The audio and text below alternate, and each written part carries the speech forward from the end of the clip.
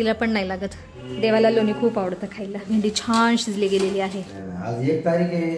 Smile please. बाबा मला नको. आज प्रकाशमय झालेला आहे. किती कॉफी घेतली, बापरे बाप. पावसाचे दिवस आहेत. हरे कृष्ण मैत्रिणींनो, स्वागत आहे तुम्हा सर्वांचं. सकाळचे 8:30 वाजले आहेत. माझं तुळशी पूजन झालेलं आहे आणि आता मी स्वयंपाक करत आहे. आणि आज स्वयंपाकामध्ये मी बनवत आहे शापूची भाजी.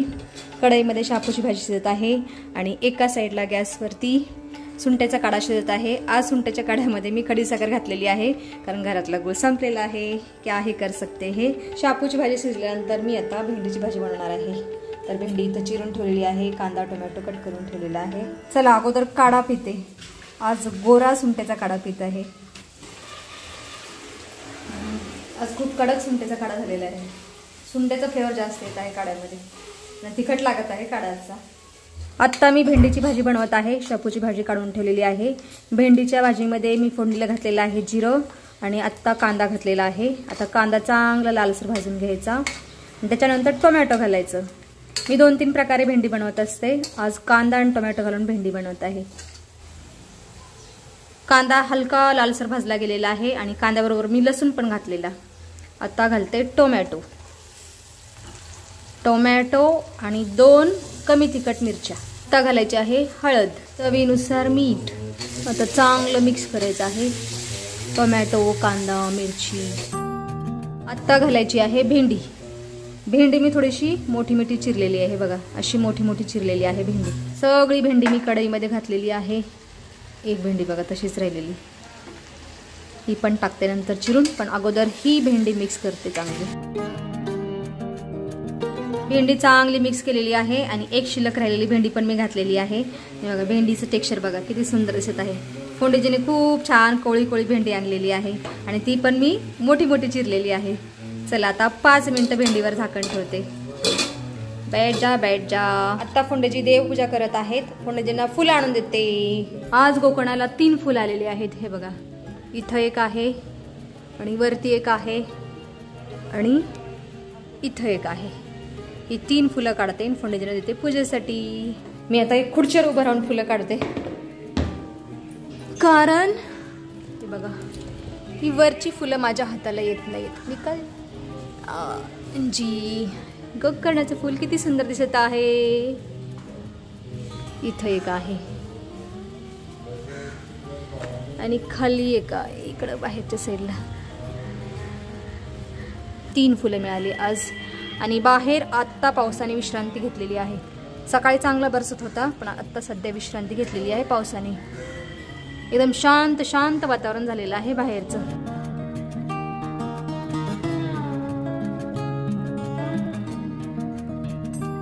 फोंडेजी पुष्प. 5 मिनिटे झालेले आहेत. आता भेंडीला पाहूयात. ओ बाय, भेंडी पुन्हा एकदा चांगली मिक्स करायची आहे भेंडी. अजून एक 2-3 मिनिटं झाकण ठेवते भेंडीवरती. देवाला आता नैवेद्य देते. आज देवाला खूप पौष्टिक नैवेद्य देत आहे. चपाती, कालचं लोणी, खडीसाखर. देवाला लोणी खूप आवडतं खायला. ठीक आहे फोंडेजी. तूप खराब झालं, पण देवासाठी ठेवलेलं लोणी किती सुंदर दिसत आहे.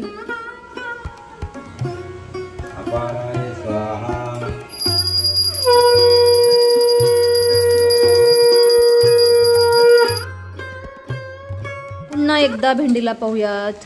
वा बाई वा. पुन्हा चांगली मिक्स करायची आहे भेंडी. बघा आता थोडीशी शिजलेली आहे भेंडी. आता ह्या स्टेजला याच्यामध्ये घालायचं आहे मिरची पावडर किंवा तुमच्याकडे जो मसाला आहे तो घालायचा आहे. त्याच्यानंतर कसुरी मेथीने ना खूप छान चव येते भेंडीला.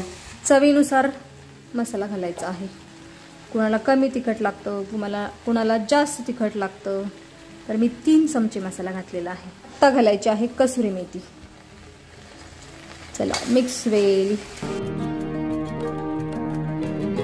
मसाला सगळा मिक्स झाल्यानंतर आता घालायचं आहे शेंगदाण्याचं कूट. थोडंसं जाडं वाटलेलं शेंगदाण्याचं कूट घालत आहे मी. जाडसर वाटलं गेलं आहे. जाणून बुजून जाडं वाटलेलं आहे, बारीक नाही वाटायचं एकदम. चला पुन्हा छान मिक्स करायचं आहे भेंडी शेंगदाण्याचं कूट. चला आता पुन्हा एक 5 मिनिटासाठी झाकण ठेवायचं आहे. मी खूप पेशन्सली भाज्या बनवत असते एकदम मंद गॅसवरती, त्याच्यामुळे काय होतं भाज्यांना खूप छान चव येते.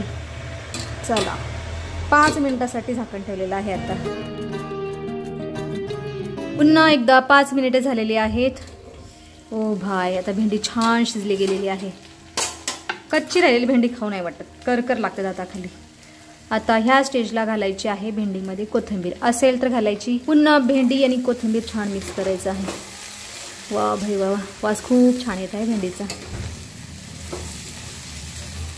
चला भेंडी छान शिजली गेलेली आहे. आता गॅस बंद करते आणि जेवायला बसतो आम्ही.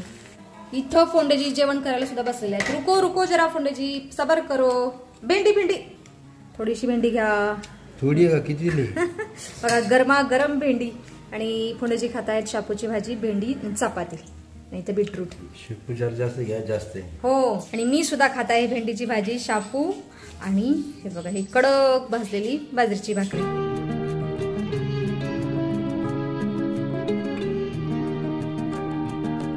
फोंडेजी आज लवकर याल का?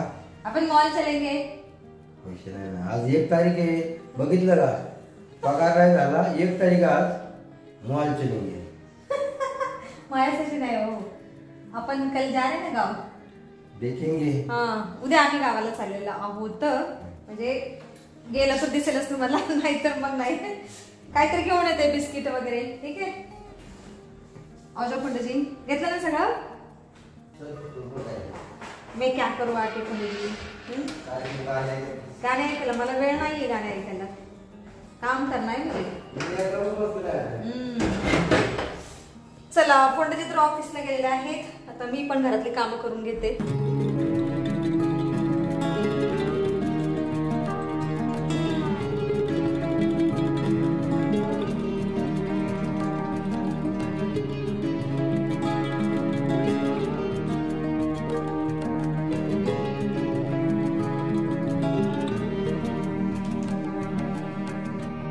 किचन ओटा आणि भांडी स्वच्छ करण्याचं माझं काम झालेलं आहे. आणि आत्ता दादू इथं बेडरूम झाडू मारत आहे. हांजी स्माइल प्लीज, स्माइल प्लीज. देखो इसकी स्माइल. आज पीठ दिखा रहा है, फेस नहीं दिखा रहा है. ठीक है करियो कर. अरे दिखा दिया फेस दिखा दिया. ठीक है लगाओ झाडू. कुठे गेलता मावशी? का बरं? बघा मावशी आमच्या मिस्त्रीला होत आलेले आहेत. मिस्त्री हा बाबा मला नको नको. मावशीनं मिस्त्री लावल्याशिवाय काम होत नाहीत. मावशीला मिस्त्री लवर आहे. मिस्त्री लावतात आणि कंटिन्यू काम करत राहतात दिवसभर आहे ना. बसा नाही दुनिया बसायचे. मला पण मशीन लावायचे, पाणी गेलं वाटतं ना. अगं आता बंद करायला ते काही काम आहे ना चालू. अच्छा तर मी तेवढं करतात वर गेले होते. तुम्हाला सवय नाही ना आता राहिली, अंगात ताकद नाही राहिली. काय करणार? काही ना काही तरी तुम्ही गेलात 15 दिवस वारीला. ती वारीहून आले तर मी किती दिवस झाले आजारीच पडले. काय करणार मग आता? ते कसं ऊन वाऱ्या पावसात फिरायला चालत जायचं. आता ताकद नाही. चला मावशी चाललेले आहेत. या या या काम करा आता. आत्ता दुपारचे 2 वाजलेले आहेत आणि बाहेर हलकं हलकं ऊन पडलेलं आहे. ऊन पडल्यामुळे जरा छान वाटत आहे वातावरण. नाहीतर कंटिन्यू पाऊस असला ना खूप थंडी वाजते. आणि हलका हलका मंद वारा पण येत आहे. आज बाहेर थोडंसं ऊन पडल्यामुळे माझं किचन पण आज प्रकाशमय झालेलं आहे. नाहीतर रोज थोडंसं अंधुक दिसायचं पावसामुळे. चला दूध सुद्धा गरम झालेलं आहे. मग अशी दूध उकळायला ठेवलेलं. चलो भाई बंद कर देती हूँ गॅस. आणि इथं काल बाजरीचं पीठ दळलेलं आहे. गिरणीतल्या डब्यामध्येच आहे अजून. आता थोड्या वेळाने रेग्युलर डब्यामध्ये भरून ठेवते. आत्ता माझी घरातली सगळी कामं झालेली आहेत. फक्त कपडे सुकायला टाकायचे आहेत. ते काम दादू करणार आहे. मग मी तर थोडा वेळ आराम करते. बापरे बघा बिग चोर एकटाच कॉफी आणि बिस्किट खातोय. बघा कॉफी किती कॉफी घेतली. बापरे बाप. पोळं ना आईला दिलं नाही ना इसीलिए चटका बैठ गया तुझको मुंह में। तुला कॉफी नाही चालत। पूछ लिया होता तो कितना अच्छा रहता। लाडू होते ना खायचा। 2 प्रकारचे बिस्किट घेतले, 2 प्रकारचे। अरे तुला तू पण माझ्यासारखंच आहे का? सहज होत नाही का काय घरामध्ये असलेलं? कधीतरी खायचं बाळा बिस्किट वगैरे। तर लाडू आहेत पौष्टिक तर ते खायचे।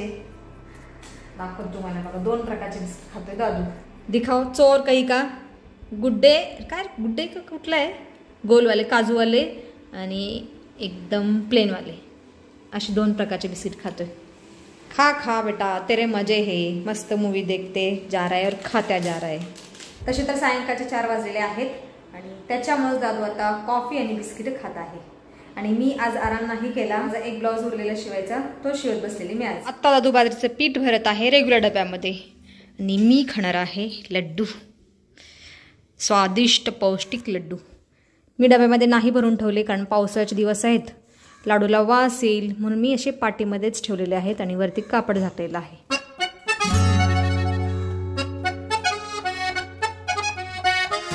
खूप स्वादिष्ट आहेत लाडू। आत्ता सायंकाळचे 6:15 वाजलेले आहेत आणि मी आज शेवटचा उरलेला एक ब्लाऊज शिवून कंप्लीट केलेला आहे। तुम्हाला त्याची डिझाईन दाखवते आता। ब्लाऊज शिवलेलाचा कचरा किती पडलेला आहे, तुकडेच तुकडे झालेले आहेत कपड्याचे। ही बघा डिझाईन, ब्लाऊजची बॅक डिझाईन हे बघा अशी केलेली आहे ह्या ब्लाऊजची डिझाईन। मला ना असे एक म्हणतात ना या टोप्या लटकन खूप आवडतात म्हणून हे लावलेले आहेत आणि कापडाचेच आवडतात, म्हणजे जास्त ओझं नाही होत किंवा आपल्या पाठीला पण नाही लागत। ही अशी ब्लाऊजची डिझाईन केलेली आहे आणि 2 ब्लाऊजला मी अशाच प्रकारची डिझाईन केलेली आहे। हुक लावलेले आहेत कापडाचे आणि त्या हुकमधून लेस घेतलेली आहे गोल्डन कलरची आणि गोल्डन कलरच्या लेसला असे सुंदर लटकन लावलेले आहेत कपडाचेच। हे बघा 3 ब्लाऊज शिवून झालेले आहेत। एक तर हा शिवलेला आहे शेवटी आणि हा दुसऱ्यांदा शिवलेला। ही पोटलीची डिझाईन केलेली आहे याला आणि हा पहिला शिवलेला। तर याला पण अशीच डिझाईन केलेली आहे लटकनाची आणि कपड्याच्या हुकची। हे बघा एवढं काम आज माझं कंप्लीट झालेलं आहे आणि एवढे ब्लाऊज शिवायला मला जवळजवळ 1 महिना लागलेला आहे। खूप हळूवार काम केलं ब्लाऊज शिवण्याचं मी। चलो भाई आता झाडू वगैरे मारून घेते मी स्वच्छ आणि ह्या ब्लाऊजला हुक आणि हातशिलाई करण्याचं काम मी निवांत करते जसा वेळ मिळेल तसा। तसे तर आता सणवार आलेले आहेत, आता 2 दिवस कदाचित आमचे गावी जातील। तिथून आल्यानंतर मी रोज एक ब्लाऊजला हातशिलाई करणार आणि हुक लावेल म्हणजे आपल्याला एनवेस वापरता येतील। चला आता मी सगळं आवरून घेते आणि व्हिडिओमध्ये सुद्धा आता आपण इथंच थांबूया। तुम्ही इथपर्यंत व्हिडिओ पाहिल्याबद्दल तुमचं खूप खूप धन्यवाद। भेटूया आपण पुढच्या व्हिडिओमध्ये।